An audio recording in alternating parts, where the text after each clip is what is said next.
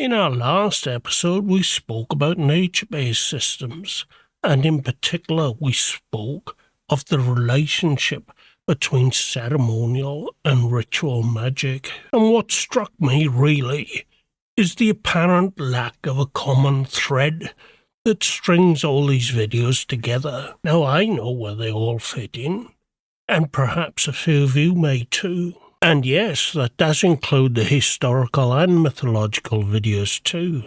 It's all a part of the culture.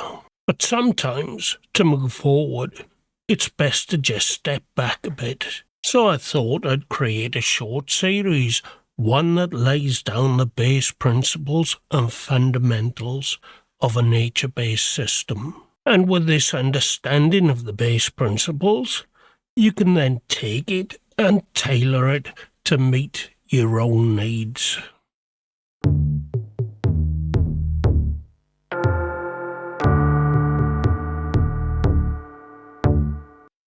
So, as I've already said, we've already covered the first episode, the definition of nature-based systems, and how working with nature through ritual practice is integral to the belief system. So this episode will focus on, well, just exactly what are these natural energies, how they are perceived in the Celtic system, and we'll look at comparative concepts from other cultures around the world. But we won't stop there. I think if you're going to be following something, following a belief, then it's important to understand if there's any real substance to that belief. So we'll look to science and we'll see if there's any scientific theories that can support these ideas. Once the series is complete, I'll put them all together into a playlist so that they're easily accessible to anyone who wishes to follow along. So just what is this mystical force that the Celts apparently believed in? Well, it's called the Awen, but what first bothered me was that I was concerned that this was a concept that had no merit in a historical perspective, but was an invention of modern-day neo-Druidry. So the question arises then, is there any real merit in this idea at all? Well, to answer this, we have to understand the beliefs of the Celts a little. We do know that there was a spiritual, priestly class that were called the Druids within Celtic society. And we do know from a number of accounts that the Druids saw themselves as intermediaries between the gods and people. And I think it's fair to say that most scholars believe that the Druids were both shamanistic and animistic. So this idea of them believing themselves to be in possession of a divine power and under a divine influence is certain. However, the first mention of the word Awen is found in a book that is attributed to the 6th century Welsh bard Taliesin, although the book that we have today is dated back to the 14th century, though it's believed that the sources of this book are much older.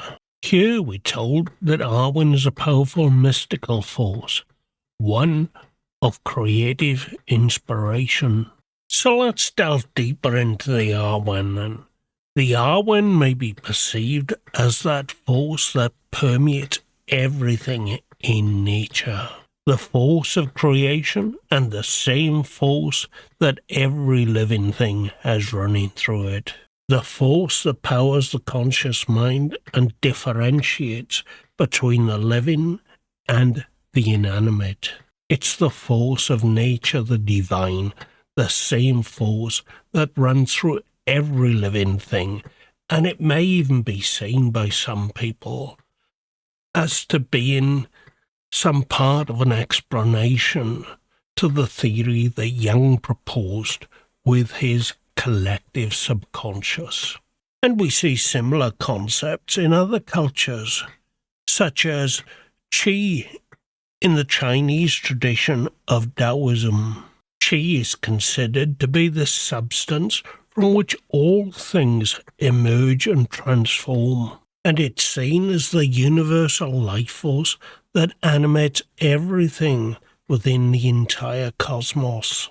Then if we look to the Polynesians and the Pacific Islanders, we see the concept of mana, and mana is a spiritual power that exists in every person, every living thing, every living object. The force known as mana not just only resides in living things, but resides in all places. And a person who can connect with the mana has abilities far beyond that of any normal person. In Judaism, we have the Ruach, and the Ruach is the breath of God, the same breath that breathes life into every living thing and gives each a spirit. In Egypt, there's the Sekhem, and the Sekhem gives power and life to individuals, and it connects them to the divine. And from India and yoga, we get Prana, the breath of life, and it is the force that sustains life and consciousness. And the Lakota from North America, they also have a very similar concept, something they call the Wakan, and this is a sacred spiritual force that exists in everything. So as you can see, this concept of the Awen is not alone. It shares many similarities with cultures right throughout the world. Just because it shares similarities with other cultures around the world doesn't necessarily make it right, though, you may say. Yes, but we'll get there in a minute when we compare these concepts with some of the more interesting theories coming out of quantum physics. But first, let's get back to the Awen and its significance. So as I've already said, the Awen is the creative force, the divine force of nature, and it's this force that we seek to unify with during our practice and our rituals. And it's this creative force that we become one with that determines all of the outcomes of the future. And so this is a part of our purpose, to seek wisdom and guidance and inspiration, and last but not least, to use the divine forces of nature to help us along on our journey and chosen path. So what about the science then? Is there really any substance in any of this? Well, let's come back to one of my very old favourite subjects, quantum physics, or quantum mechanics if you like, the science of the very, very small. And it's this science that tells us that every possibility is in existence all at once. Everything in nature is a part of this big old quantum soup with infinite possibilities, all in existence at once. And so this shares the same idea as a greater spiritual existence that permeates through everything, perhaps even a unified or shared collective subconscious. The theory of quantum potential makes this even more apparent, and I'll just read for you a definition.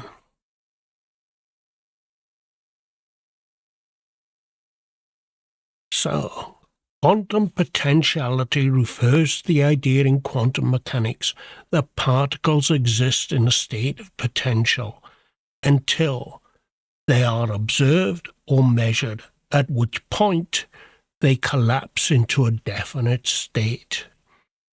This is related to the broader concept of quantum superposition. where particles can exist in multiple states simultaneously. So, what does all this mean to us then? Well, the Awen, or the divine force of nature as I'd prefer to call it, can be seen as this big old quantum soup that permeates through everything. The force of creativity and the force of manifestation that brings things into reality. And just as quantum potential tells us that particles don't exist in reality until measured or observed, then it is our focus of intention that provides measurement and observation. So I hope you've all enjoyed today's discussion and found something useful. And if you have, help us get that message out there by giving us a thumbs up and sharing the video, and subscribe to the channel if you're not already. And with that, I'll see you again very soon on the next one.